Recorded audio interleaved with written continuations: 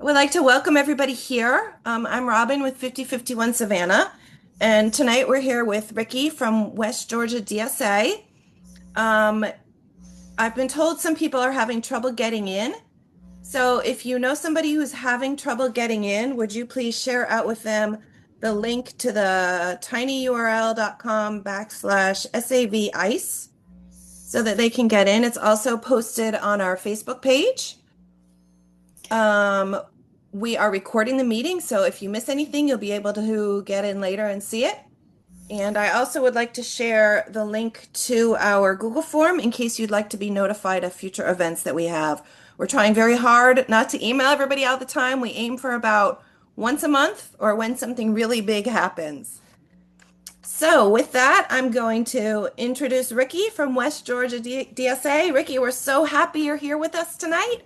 I know. I'm happy so many people are showing up. I hope everybody's having a great night. I know it's Sunday and a lot of you will return to work tomorrow and that it's kind of late. So I'll try to make the demonstration go by as quickly as possible, but I do want to make sure to get to everybody's questions. I'm going to go ahead and start sharing my screen if you're ready.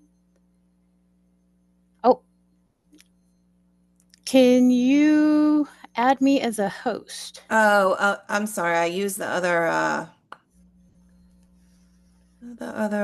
link. So let's see. Also, if you're looking at my crazy background, this is my rec room or my craft room. You'll also see some resist fascism posters back here. And so it's kind of a catch all room. Ricky, you should be good now. Okay, let's try again. Thank you so much. That's perfect. Thank you. Okay.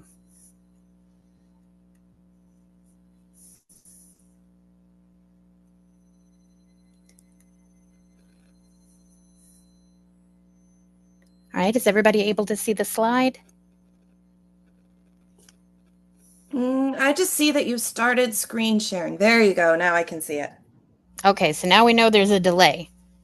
So I'll take that into account when I flip through. I wanted to welcome everybody. We're going to cover a few ways that we can get involved in the resistance against ICE. And I just want to thank everybody for coming. Right now, everybody is stressed. I believe everybody's overwhelmed, and it's hard to know exactly where to start or what you can do. Those feelings can be really paralyzing, and that's valid, but they don't have to win. Just as an introduction, my name is Ricky. I'm an organizer for a few different organizations, but tonight I'm wearing my DSA hat. For the DSA, I am a chapter architect. I'm here in West Georgia. I'm also an at large delegate. We just completed our conference yesterday. I own and manage a small farm here with my family, including my 4 children. I'm deeply involved in immigration, and I just wanted to share some low labor, high impact ways that you can get involved. Getting physically involved isn't an option for everyone, and that's just real. This is the administration's also made it incredibly hazardous for some, and that's by design. They want you to be afraid so that you don't act. But don't worry, we're going to go over some ways that you can contribute, mostly using your phone, and hopefully keep you out of harm's way. The first item we're going to discuss is going to be ICE Tracking Map. This is one of the organizations that I do work with. Becoming an active reporter. If you see ICE activity, report it on iceout.org. Let me drop that because I have these ready for you guys. Or I did. So if you see any ICE activity in your area, we do want to see photos if at all possible, but we don't want you to risk yourself in the process. I just dropped the link in the chat. Okay, and then another way, now that organization is called People Over Papers. Another way to work with people over papers is you can become a member of the team and moderate for the interactive anonymous map. One thing I was talking about earlier that I'd like to point out is that if you are afraid or concerned about your information being tracked, you should know that that map is completely moderated by people. It's also anonymous, and they do not store your information. Another way that you can get involved that is low labor, high impact is Write a Detainee. You can sign up to train and get access to potential pen pals in need of camaraderie. It's important to go through training before you have the access to that information, just because you're going to be dealing directly with vulnerable people in some of the worst states of their life. So the first one we mentioned was People Over Papers, or iceout.org. I'm going to show you how to enter information into the map so that you can see how easy it is. But if you want to become an active member of the team, all you need is 1 to 2 hours a week of free time that you can volunteer and go through the training. And if you are interested, please email me at rickydarling@gmail.com. Let's see if I can. So this is what that map looks like. Are you able to see it? Yes. Okay, fantastic. Whether you're on your mobile phone, whether you're on your phone or if you're on your laptop or computer, you're going to locate the plus sign, and this is just where you're going to add the activity. So we have some pretty easy options. If you're out and about and you're comfortable with sharing your location with the app, which I don't recommend, you can simply hit the locator button and it will tell you. But for the purpose of this, I'm going to pretend like we just saw Walmart in Columbus, some activity. We're going to put it up. We'll do Ohio. That's fine. The first section you see is a photo. If you do not have a photo, you can take a blank. Really, we prefer to see screenshots of a map. If you go to Google Earth and just look up that location.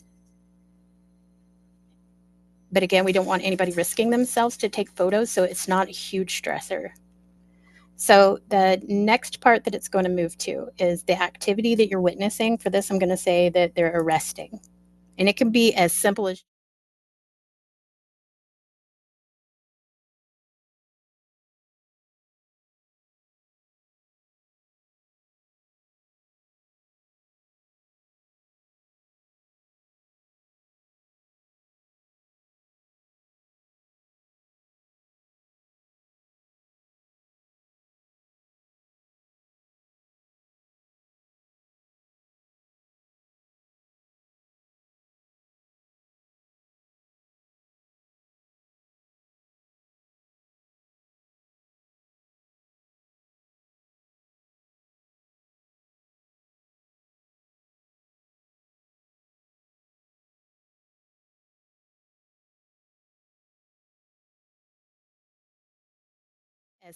just saying that.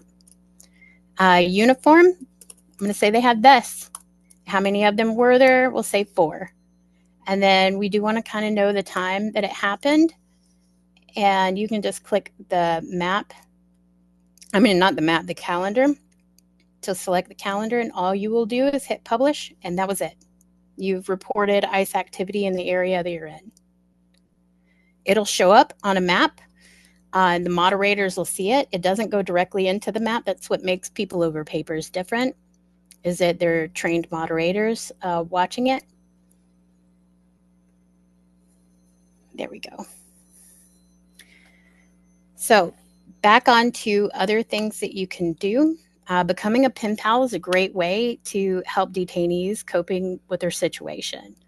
Most people in detention are completely cut off from the rest of the world, with many who probably feel like they've been forgotten. I know a lot who have no idea what's going on on their behalf on the outside. This is direct contact, though, with vulnerable people facing extreme hardship. So we want to bring comfort, not promises. We have a PO box so that you can use as your return address for your own privacy, if that's something that you would choose. And I can get you set up for the next training seminar to become a pen pal. All you need to do is send me an email, and in the subject line, please put pen pal so that I know what to send you.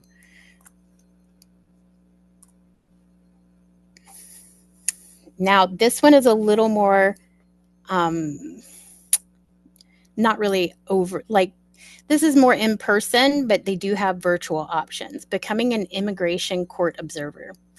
I work with two different organizations who have programs specifically for this. They are not the only ones.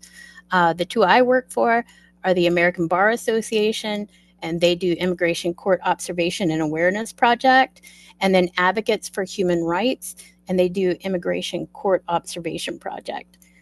You can also reach out to your local rapid response organization, and if you don't know how to find those, you can message me or send me an email, and I'll help you find them. Some things that you need to know about being a court observer. Now, this is, again, it's more hands-on than obviously navigating the map or reporting things on the map or becoming a pen pal. This work is best done in person. Even though there's virtual cases, what these advocacy groups are looking for is the conditions and accessibility in the courthouse. You have to, if you become a court observer, you're a non-biased observer. You can't react to anything happening in court, no matter what. You specifically cannot interact with the detainees. You're representing the organization that trained you, and we kind of want to keep a good rapport so that court systems don't prevent advocacy groups from being in there and present. This work is vital. It works in so many different ways, but unfortunately, unlike the map, you are not going to see those results right away. Advocacy groups use this, and you'll see later a tool that I will offer you guys that they use this information to make it easier to create programs and software that'll help detainees. They also use it in advocacy to create legal cases and to better the situation for detainees as a whole. So where you're not going to see those results, it's incredibly vital.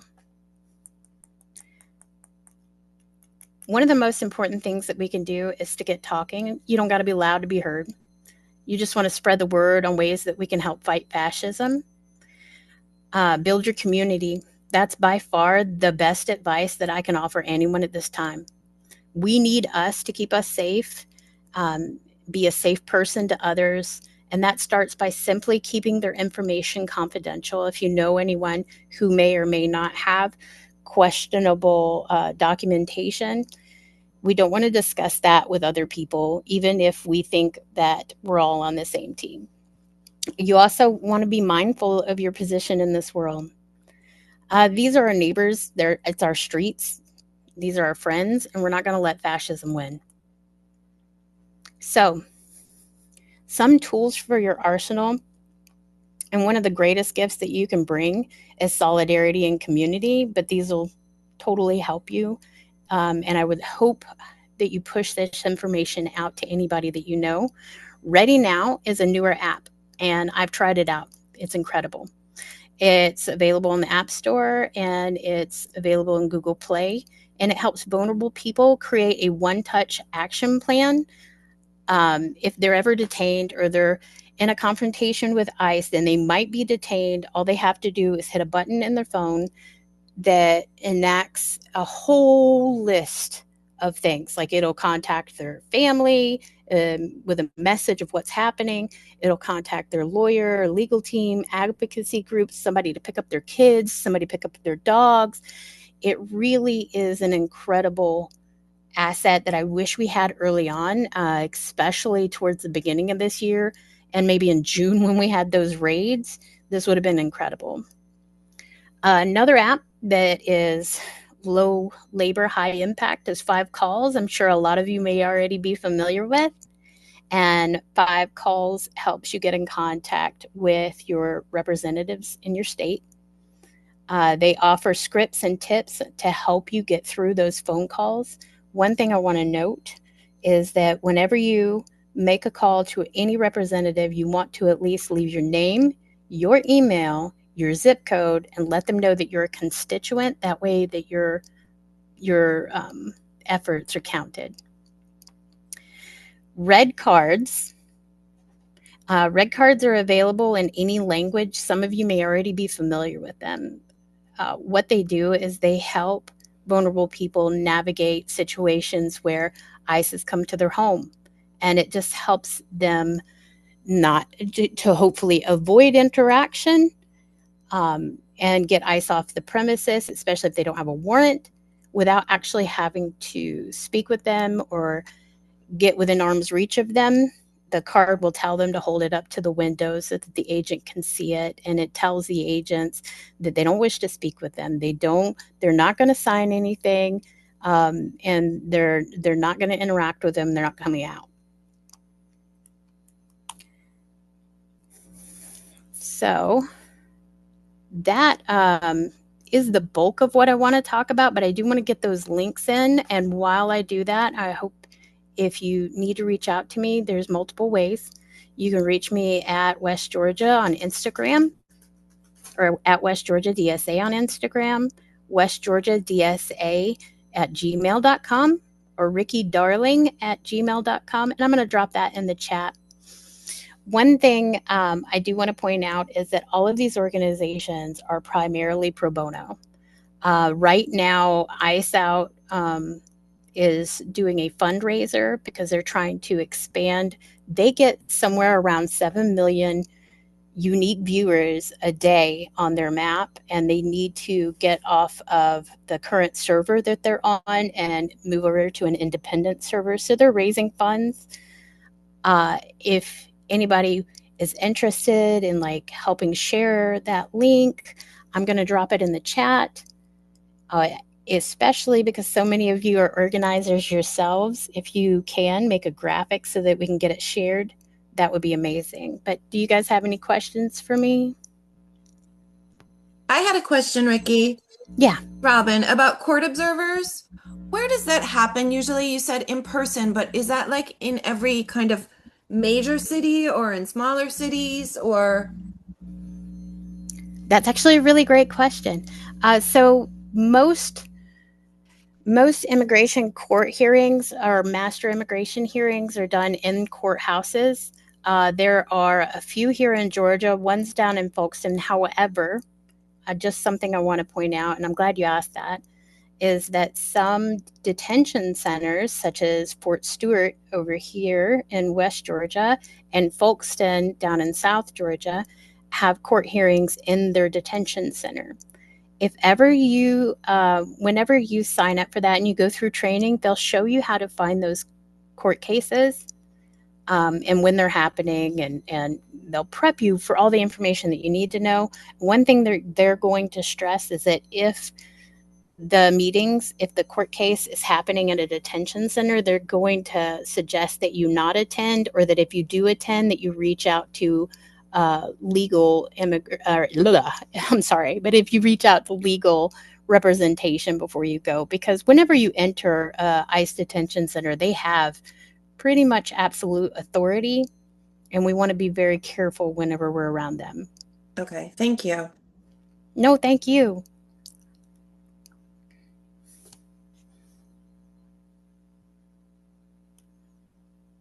Does anybody else have a question? I'm going to get you red cards. So I'm going to start dropping links in the chat.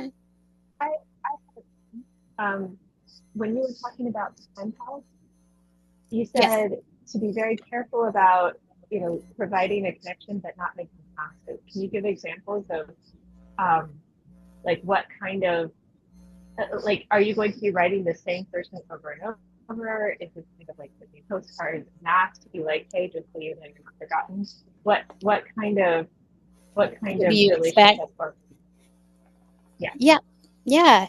So whenever you sign up and you become a pen pal, your pen pal very well might share your information with other detainees. So you could end up with more than one letter. You might also not get a response from your pen pal at all. And that's totally normal. But we have a whole list of people that you could write to. What was the first part of that question? It kind of cut out, but I heard some of it. You were asking, oh, not to set them up. Oh, we yeah, want yeah. to help. We want to help, and it's so easy to be like, I'm going to do everything in my power to help you. Um, and if you're able to help them, that is amazing. I have one right now that I write to who is a type 1 diabetic like myself. And I'm an ADA advocate or American Diabetes Association advocate. So I am trying to get them help, but I'm not necessarily telling them that or making promises that I can help because they're already in a very vulnerable position and we don't want to set them up to be let down. Got it. Thank you. That helps. No problem. No, not speaking Spanish is not a problem in our list. We do have everybody separated with the languages that they know. If you're not able to speak Spanish, don't worry. We can pair you with somebody who speaks English. Ricky, But it's Robin again. I'm wondering if you can tell us like any happy stories. You know, we put our time and effort into doing this, and sometimes it feels like it's kind of hopeless, right? We feel like we're trying to swim upstream. But do you have any reports of like successes where the Ice Out app has helped people or anything like that? So the app for the map I can. Court is a little different because things have changed structurally within the court system, but the map itself has done an amazing job of. And I know that I'm a volunteer there, so it just seems like I'm gonna puff it up, but the reason I'm a volunteer there and an officer there is because they're amazing.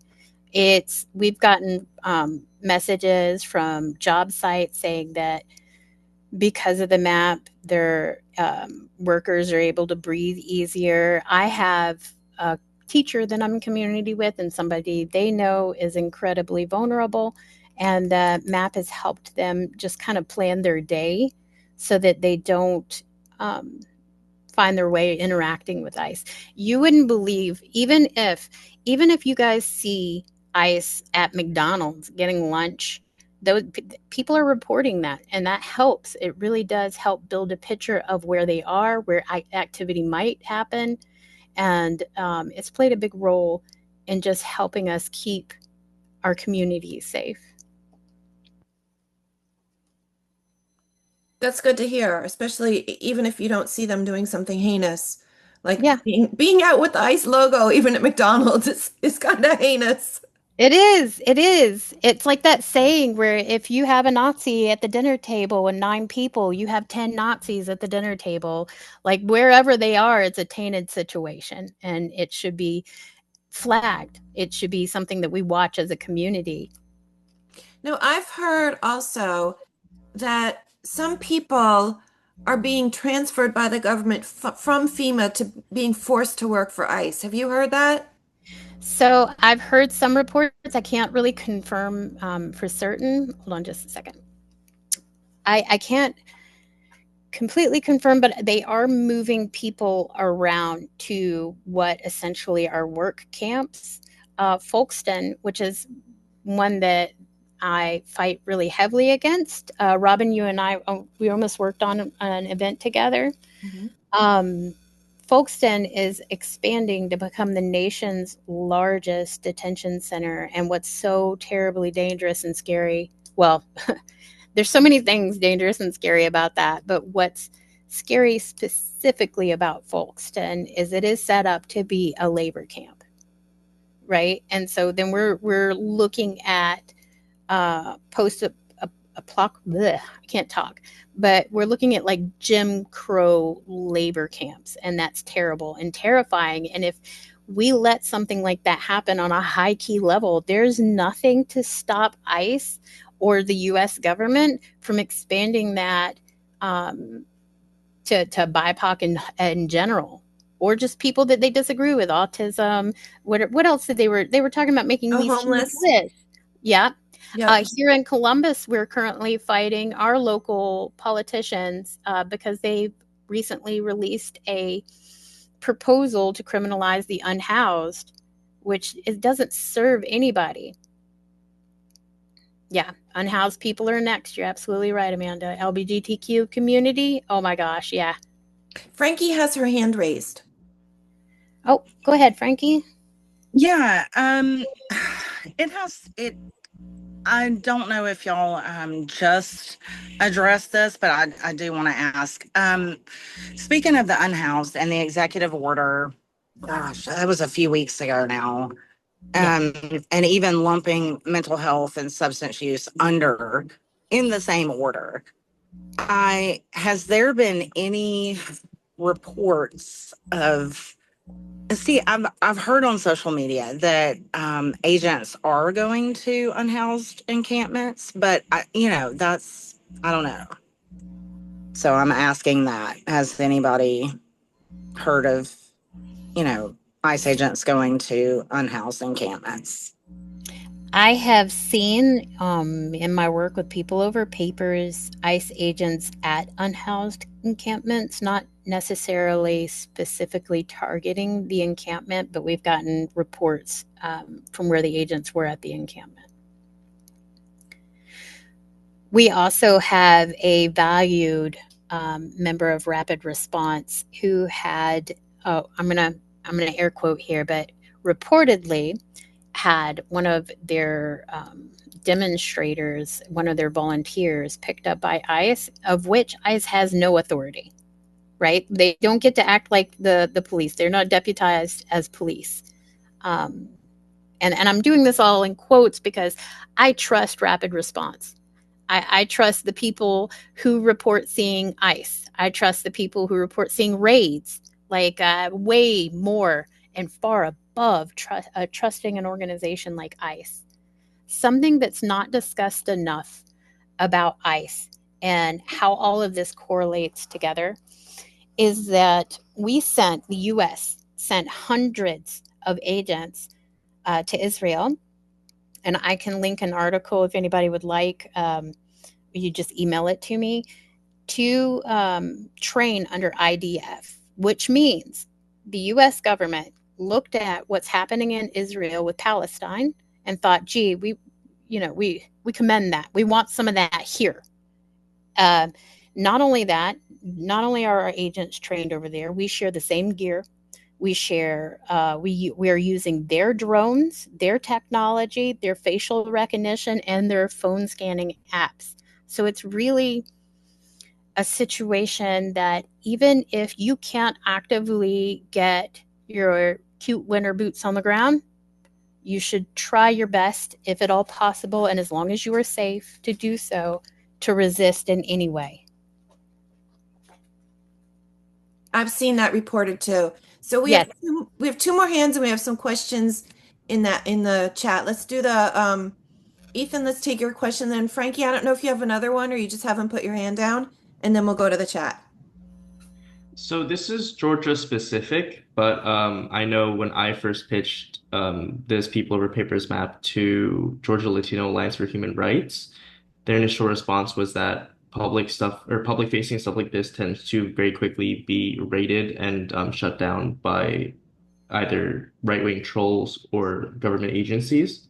Mm-hmm. So my question is, what kind of protocols are in place to make sure that, because we know COINTELPRO is very real, right? I mean, I don't think any of us are operating under the assumption that that's not happening right now. So what precautions are being taken by People Over Papers to make sure that, OPSEC wise, people are staying safe? So we combat trolls at People Over Papers, or they combat trolls with People Over Papers by having the trained moderators one of the reasons that you won't see the flood of trolls, because they definitely are hitting at a daily on a daily basis. Um, our security wise, no user information is not collected, and any information to anybody pertaining to people who visited the site is immediately dumped. So it's not kept. They're moving soon to their own server, so security will be even tighter. As far as users or people who are reporting are concerned, the information's not captured. And for moderators, we always advise and walk people through how to not use Google accounts, use a VPN, try to keep your digital footprint off of the map as much as possible. One thing that I can say is that People Over Papers isn't necessarily new. A lot of these started with the raids. A lot of the applications that you've been seeing or maps started with the raids or just before the raids or before Trump got into office. People Over Papers started in fall of last year. We're not getting the negative publicity as some, I'm sure you've seen. And they will train you to follow a very strict protocol to keep the map up. That's a big thing there. So they don't include people's faces, even agents' faces. They block out the tags of agents and everybody in the photos. And the reason being is that we want to protect the map. We want to stay up so that we can continue to report. And we get that question a lot in there where people are like, why are you protecting them? And we're like, we don't want to protect them, okay? Like, I would love to pitch their face out on social media and be like, look at this fascist. But ultimately, the end goal is to stay up so that we can stay reporting and we don't want to get shut down. Okay, I guess my second question, oh, sorry, are you fully done with your answer? Yeah, go ahead. My second question is, are there means for, I guess, the creators or volunteers within this app to interface with local orgs who would be able to handle the information of, a photo with the actual Yes. unedited tags and license plates and stuff like that? Yes. So we work directly or People Over Papers. I'm so used to saying we when I talk about People Over Papers, but right now I'm here as the DSA, so I'm so sorry. But People Over Papers works directly with Rapid Response. That is also how they're able to confirm a lot of the activity. Like if there is a raid, Rapid Response usually has somebody on the ground confirming it or letting them know that it is BS essentially. And likewise, they take photos themselves and they share them. And they can do that because it's social media, right? Like social media is a gray area. As where like a website, not so much.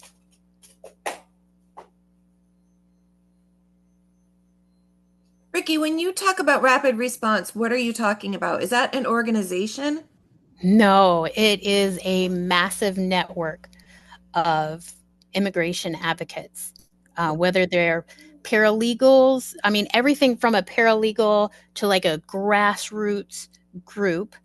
We have one right now that used to be or still is a restaurant called LA Taco. They are now part of the rapid response team.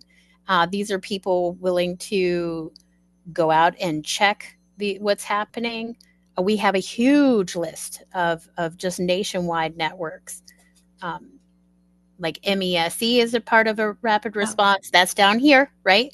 Yep. That's in Yeah, Savannah and all over the South. Yeah. all over the South. And so it's just a big network of people that we keep track of. We watch their social media. Have a good night, Frankie. We watch their social media and they will also reach out to them. Great, thanks. And we have a question from Paige in the chat. So Paige asks, are there resources that may help those who can get physically involved? Are there steps above these that those of us who would like to can take?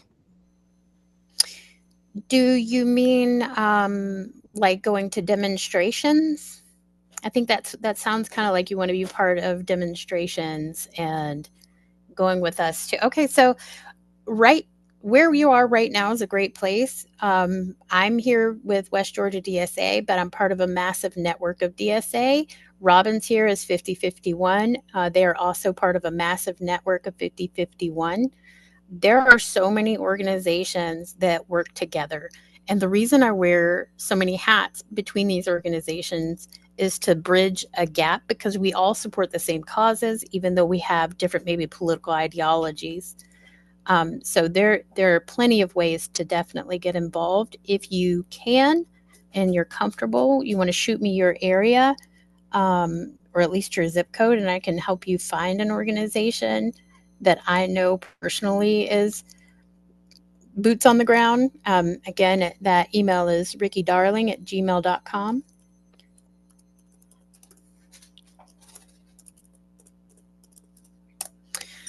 Something that I would like to point out was not part of the slide necessarily, but because it's very new to me.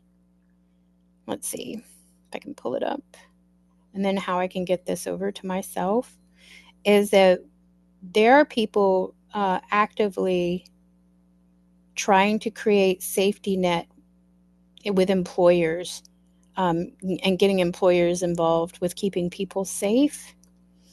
And it's called fourthworkplace.org. I'm going to copy it and drop it in chat. And this helps just like the DSAs. So like the DSA has a big goal of unionizing workplaces to give people power back. This has a very similar goal, but not necessarily organizing. It's more so of helping support businesses keeping their employees safe. And I'm going to drop it in chat if I can. And if you have time to take a look at that, if you know an employer who could support that cause, hopefully your employer would, I would share it. There you go. I think I just put it in for you. Did you? Good. Yeah. I have to do this really ridiculous thing right now where I have to share it to my Slack to get it over here, because I'm signed in as Ricky Darling on my laptop and not as West Georgia. So Matt asked about the recording. As soon as we have it, I think Ricky and I will both post it to our various social medias. So I know it will be on 5051 Savannah, and Ricky will put it on her Instagram, I would imagine. Yes. And Ricky, there was one other question about, I'm sorry, I don't know how to say this. Coqui, an app? Is Dana still here? Dana, am I saying that right? That it's Koki. So basically, it's kind of like an app, kind of like People Over Papers. Yeah. I guess it's in Spanish or in English, and people can report. Have you heard of this app? I have, and it has the same structure as People Over Papers. People Over Papers is established predominantly by Hispanic or Latino women, and I can never say the app's name correctly, so I'm so sorry. But they have the same formatting. They're both in English and Spanish, and all of the responses that are made to reports are made in English and Spanish. Okay, all right. Because I have it downloaded, but I wasn't sure how accurate it was. They're still new, but I don't want to dog them because they're just starting out. Right. Okay. All right, that's great info. Thank you. No, thank you. So I want to make sure everybody has time. Oh, Ethan has his hand up again. Good. Ethan, your question? Sorry, I don't mean to keep asking questions, but the main thing that I wanted a clarification for was the previous question that was asked. So in terms of boots on the ground, in terms of like, getting involved with the rapid response networks or, looking for orgs that are doing that kind of work, do you have recommendations or org names to point people to outside of just like protesting, like, doing the grassroots community work? A lot of those rapid response teams. So if you want, Ethan, I can send you some people to reach out to. But like MESE down here in Georgia does a lot of work. I work directly with Shutdown Folkston, which is an organization that obviously targets to shut down or aims to shut down the expansion process and hopefully the entire detention center.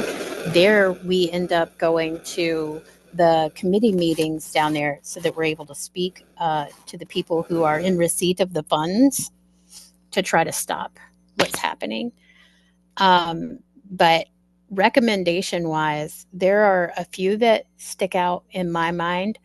5051 does a good bit of immigration work right now. If you're anywhere near Savannah, DSA Savannah has started their own. Yeah. The DSA has a pretty big dog in the fight. But DSA Savannah right now has their own pen pal program that they're working on. They also showed up with me at the Folkestone committee meeting. So these people, like, we're all in community together. So essentially just getting in with one. Yeah, Glar is actually part of our rapid response, Bree. Yep, El Refugio. I just did last Saturday an event where we were raising funds for El Refugio. If you see that in chat, those are also rapid response, or they're advocacy groups. And so they're already, and I do recommend getting with an advocacy group or an organization who's already working on it. You don't want to step on their toes. So for instance, Folkestone, Shutdown Folkestone, you can find them on Instagram as at Shutdown Folkestone FPIC, I believe. They deal directly with former and current detainees. So you want to reach out and get in community with them so that if you are planning to organize, you don't want to show up on the same day, because with them, they're carrying people who are extremely vulnerable. I don't know if anybody here is that familiar with Folkestone, but it is down in Charlton, Georgia. That's within the Border Patrol territory. And that means that Border Patrol or immigration officials have absolute authority there. So whenever, say, organization like Shutdown Folkestone is showing up with former detainees, it's a very sensitive situation, and you don't want to come with a demonstration at that time.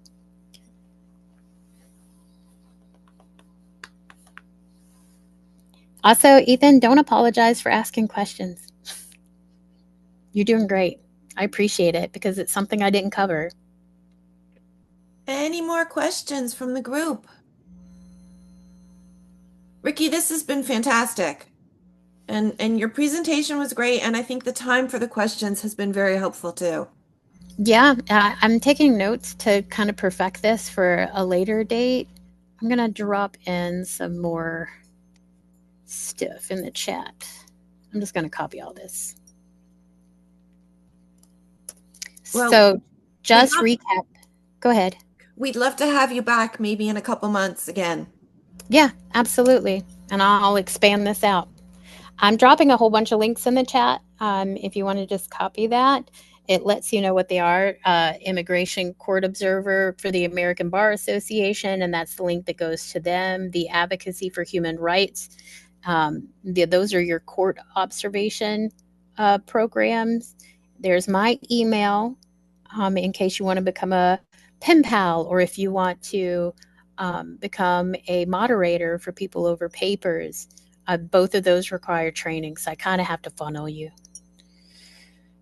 But yeah, and that's the link for red cards. That link I have another link there for 5 calls, the app that helps you get in contact with your representatives so that they know that you don't stand for it and you demand them to do something about this. And then Ready Now, friends, if I can recommend any app out of all of them, is Ready Now. I really do wish that we had this ahead of June's raids. LA was hit incredibly hard, and having that app would have made the world of difference, because once people are detained, it is so hard to find out where they are. Some places, most times it takes about 10 days to locate your loved one. And by that time, they're constantly moving them around from, there are people right now in Folkston, Georgia, which is in the Okefenokee Swamp, just to give you guys an idea of how crappy this place is. We talk about alligator Alcatraz, and nobody really talks about Folkston. And I feel like that's by design, because once this facility is finished, it will be the largest in the nation. And it's going to be kind of a labor camp, and we got to watch out for that. But yeah, the people that are in there are from all across the nation. It's so hard to keep track of too, right? Because we keep Mm-hmm. saying it's the largest, and then we hear about one being built where in Stark, Florida, and then more in Texas, and then more in Indiana, and more in Pennsylvania, and it's like just so much to like track. It is. Thank you, Bree. Have a good night. Bye, y'all. Thanks. It's incredibly hard to track. I do know Folkston will be the nation's largest. They're in receipt of millions of dollars to expand, and they've already assumed a local prison to, uh, and they're moving people over to this dilapidated prison. Some of those, we're receiving reports from detainees. They haven't had air conditioning in 3 weeks, with temperatures reaching 112 plus.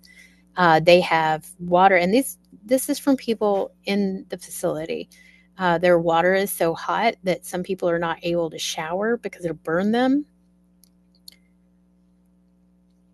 So yeah, it's scary stuff, and it's really hard to track. All right, well, thank you, everyone. We'll hang around here for another few minutes if you have any questions, but I think anything else, Ricky, for the good of the order? No, try to get in community with each other. The best way we're going to get out of this is we got to go through it, and the only way to do that is together. All right, thank you. And we'll post the link as soon as we have it. Yeah. Thank you guys, and thank you for Thank you coming out. all. Thank you. Thank you, Amanda.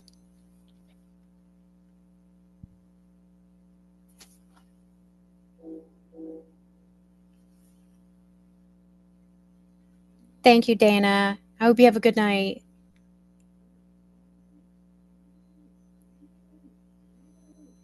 Ricky, I'm going to see if I can take all the links and just put them on one page, and I'll share that with you.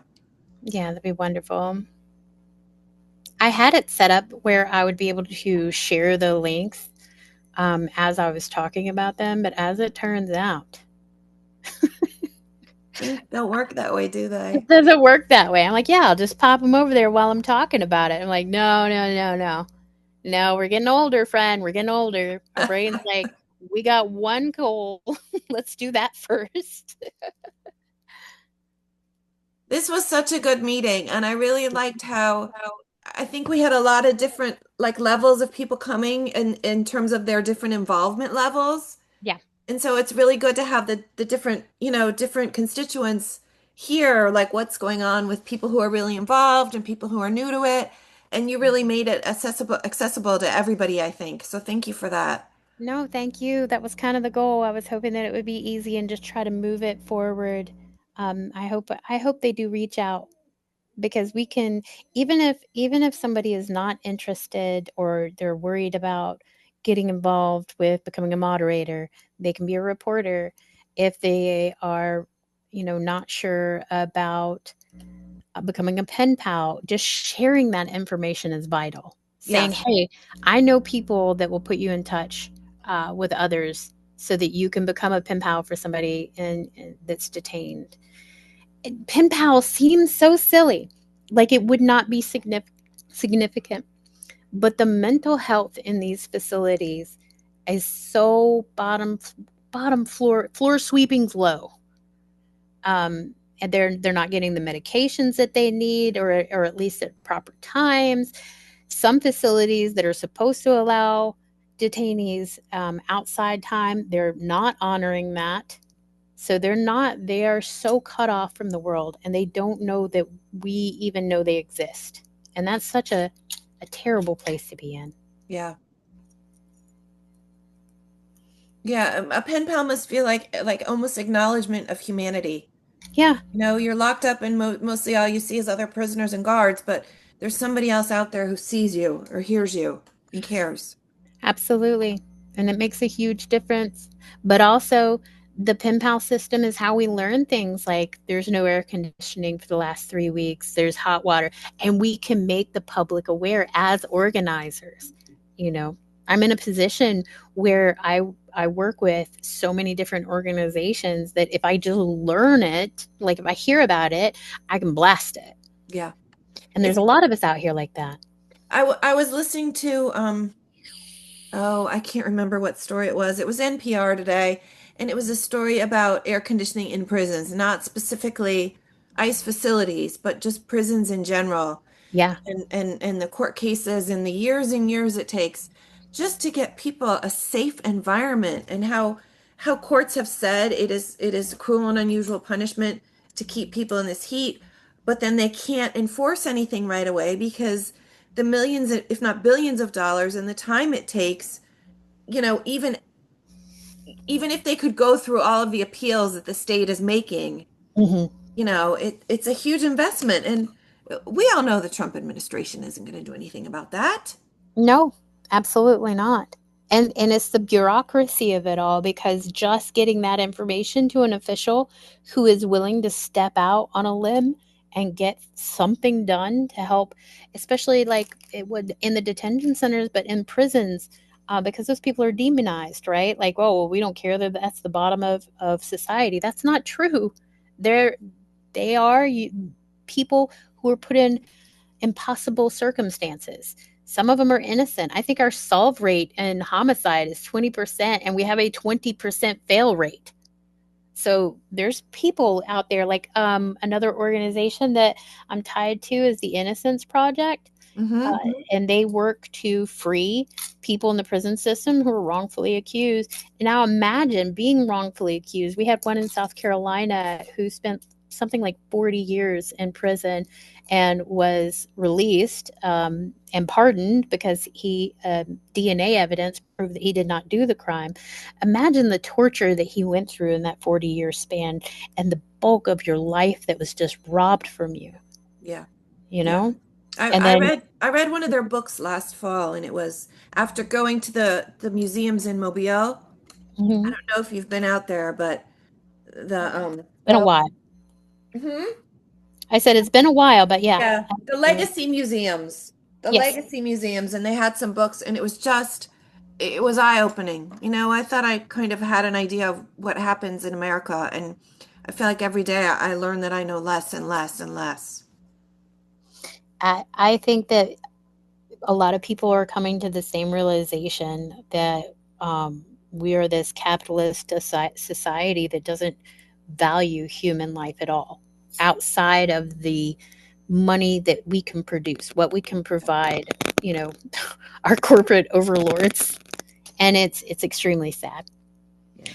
The detention centers, I know that this happens in prisons as well, but because we're talking about detention centers, there are so many reports of just inhumane practices. Alligator Alcatraz, they are tagging them with colored bracelets based on their risk factor, right? Like, okay, this is a violent criminal, but they're not separating them. So they're putting people whose only quote unquote crime is not having the correct documentation and or being fully documented but wrongfully detained in cages with people who have committed violent crimes or have been accused and charged with violent crimes. So it's just, it's wild. It's a how inhumane we are here in Columbus. Another thing that we're going to start fighting, but we haven't started it just yet because we're working on that unhoused project. Hmm. Is our local prison is supposed to allow inmates an hour outside every day, and on average, they get 30 minutes a week. Oh, And that oh, plays such a huge role to one's mental health. Like you're already treating people like animals, and then restricting them basic humanity. It's just so nasty. We're so nasty in our systems. all right. Well, I don't want to take more of your time than we should. It looks like most people have left and asked their questions, so it was great to finally meet you. I know, it's great to meet you. And we'll talk soon. I'll share with you the link as soon as the recording is set. Thank you so much, and I hope you have a great night. I just Thank realized my you. camera was off. Oh, that's okay. Thanks so much, Ricky. It was great. It really was. Have a good night, okay? You too. Bye. Bye-bye.